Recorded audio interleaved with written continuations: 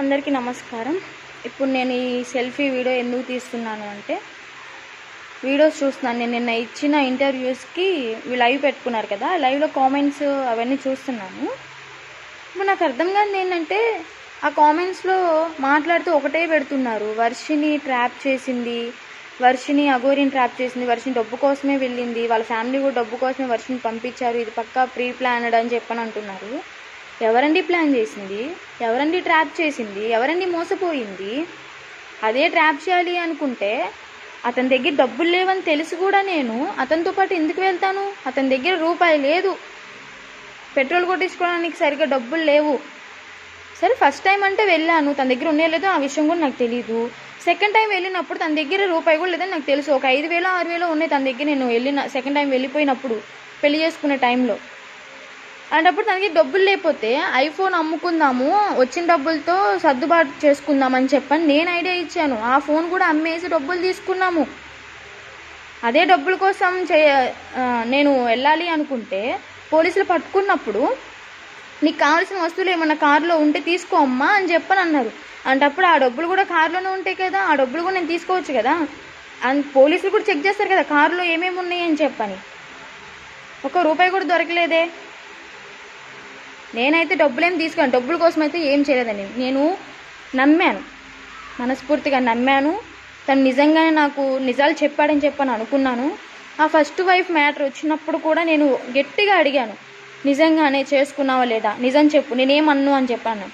లేదు, నేను చేసుకోలేదు, అది అబద్ధాలు ఆడుతుంది అని చెప్పని అన్నాడు. రికార్డింగ్లో నా వాయిస్ మాత్రమే ఎందుకు వినిపిస్తుంది, ఆమె వాయిస్ ఎందుకు పెట్టట్లేదు అంటే, ఆమె తప్పు చేసింది, ఆమె ఇది క్రియేట్ చేసి చెప్పింది, అన్నీ అబద్ధాలే అని చెప్పని అన్నాడు. అక్కడ నేను నమ్మే సిచ్యువేషన్ అది, నేను నమ్మకుండా ఉండలేకపోయాను. మరి ఇంకా దాని తర్వాత పెళ్లి చేసుకుందాం, మనం పెళ్లి చేసుకుంటే వాళ్ళకి గట్టిగా సమాధానం ఇచ్చినట్టు ఉండితే అని చెప్పని నన్ను ఫోర్స్ చేసి పెళ్ళి ఓకే ఒప్పించి పెళ్లి చేసుకున్నాడు. ఓకే, పాస్ట్ ఈజ్ పాస్ట్ అని చెప్పని నేను రియలైజ్ అయ్యి ఇంటికి వస్తే, మాట్లాడే వాళ్ళు ఎలా మాట్లాడుతున్నారంటే, మీ ఇంట్లో కూతురు కానీ చెల్లి కానీ ఇదే తప్పు చేస్తే, మీ చెల్లికి మీ కూతురికి అలాంటి కామెంట్స్ వస్తే మీరు ఎలా రియాక్ట్ అవుతారండి? అలాగే నేను ఒక ఆడపిల్లనండి. మగపిల్లవాడైనా కానీ ఆడపిల్ల అయినా కానీ తప్పులు చేయకుండా లేరు. అన్ని తప్పులు ఒకేలాగా ఉండవు. ఫస్ట్ ఆఫ్ ఆల్ ఇది అర్థం చేసుకోండి, అన్ని తప్పులు ఒకేలాగా ఉండవు. చేసే తప్పులు డిఫరెంట్ టైప్స్ ఆఫ్ తప్పులు ఉంటాయి. అందులో నేను ఒక టైప్ ఆఫ్ తప్పు చేశాను, రియలైజ్ అయ్యాను, ఇంటికి వచ్చాను, ఇప్పుడు ఫ్యామిలీతో హ్యాపీగా ఉంటున్నాను. తను మాట్లాడిన దానికి నేను రియాక్షన్ ఇచ్చాను, యాక్షన్కి రియాక్షన్ ఇచ్చాను. అది ఎవరో నాకు తెలియదు, వర్షిని ఎవరో నాకు తెలియదు. దానికి కాల్ చేసేంత సీన్ లేదు. కాల్ చేస్తే నేనేం చేస్తానో ఆ పరిమాణం చాలా సీరియస్గా ఉంటుంది. ఏదేదో వాగుతున్నాడు వాడు, కుక్కలాగా వాగితే నేను విని సైలెంట్గా ఉండాలా? వాళ్ళ ఫ్యామిలీకి అన్యాయం చేశానని చెప్పి మాట్లాడుతున్నా అంటే, నా ఫ్యామిలీ ఏమన్నా ఎంజాయ్ చేస్తుందా ఇంట్లో ఉండి? నా ఫ్యామిలీ కూడా నేను అదే అన్యాయం చేశాను. నా ఫ్యామిలీ కూడా మీడియా ముందు పడింది. మా అమ్మ నాన్న ఎంత బాధపడ్డారు, మా అన్నయ్య ఎంత బాధపడ్డారని నాకు తెలుసు. నేను రియలైజ్ అయినాక వాళ్ళని కాళ్ళు పట్టుకుని క్షమించమని చెప్పని అడగాలి. ఇంకా ఆ పరిస్థితి నాకు తీసుకోలేదు మా నాన్న. పర్లేదమ్మా, జరిగిన తప్పే జరిగిపోయింది, నువ్వు రియలైజ్ అయ్యావు చాలు అంతే అని చెప్పని నన్ను కంబ్యాక్ తీసుకున్నారు. ఇంట్లోకి మళ్ళీ రిటర్న్ తీసుకున్నారు యాక్సెప్ట్ చేసి. నీ తల్లిదండ్రుల గురించి నీ గురించి ఆలోచిస్తున్నావు కానీ మోసం చేసిన నా గురించి ఎందుకు ఆలోచించట్లేదు? మాట్లాడే ముందు కొంచెం కామన్ సెన్స్ ఆలోచించి మాట్లాడు. అల్లూరి శ్రీనివాస్ నీకే చెప్తుంది, మోసం చేసింది నువ్వురా, మోసపోయింది నేనురా. జనాలు ఎలా అంటే వర్షినియే ట్రాప్ చేసి డబ్బు కోసం అఘోరితో వెళ్ళింది అని చెప్పాను అంటున్నాను. అసలు నీ లైఫ్లోకి నేను వచ్చానా, నా లైఫ్లోకి నువ్వు వచ్చావా? బయటకు వచ్చి మాట్లాడు, నిజాలు మాట్లాడు. నిజాలు మాట్లాడితే చెప్పు తీసుకుని కొడతా అని చెప్పి భయపడుతున్నావా? నేను నీలాగా భయపడే రకం అయితే కాదు, ఇంట్లో కూర్చుని మూల కూర్చుని ఏడ్చే రకం అసలే కాదు. నేను తప్పు చేయలేదు కాబట్టి నువ్వు మాట్లాడిన మాటలకి మాట్లాడడానికి నేను ఇప్పుడు వీడియో తీసుకుని మీకు మాట్లాడుతున్నాను, వీడియో ముందుకు వచ్చి మాట్లాడుతున్నాను. మాస్కులు పెట్టుకుని స్పెట్స్ పెట్టుకుని అయితే రాలేదు, నా ఫేస్ చూయించే మాట్లాడుతున్నాను.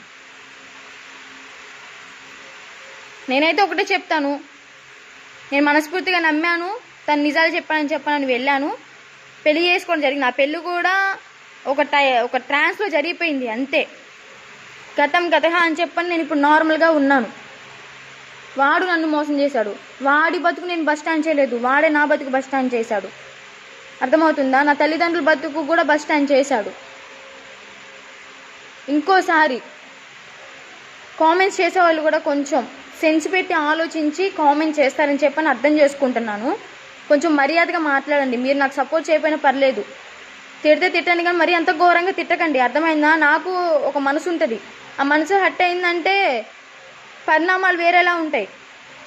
సపోర్ట్ చేయాల్సింది పోయి మీరే ఇలా మాట్లాడుతున్నారు.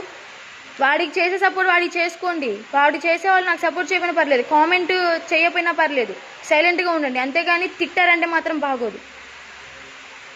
నిజాలు చెప్తుంటే చేదుగానే ఉంటాయి మీకు. వాడు చెప్పాయని నిజాలని మీరు అనుకుంటున్నారా? అలా అయితే ఫేస్ టు ఫేస్ రమ్మని చెప్పండి, మాట్లాడుకుందాం, ఎదురు మాట్లాడుకుంటాం. రమ్మని చెప్పండి వాడిని, ఏవి నిజాలు ఏవి అబద్ధాలు అప్పుడు వాడి నోటి నుంచి కక్కిపిస్తా నేను.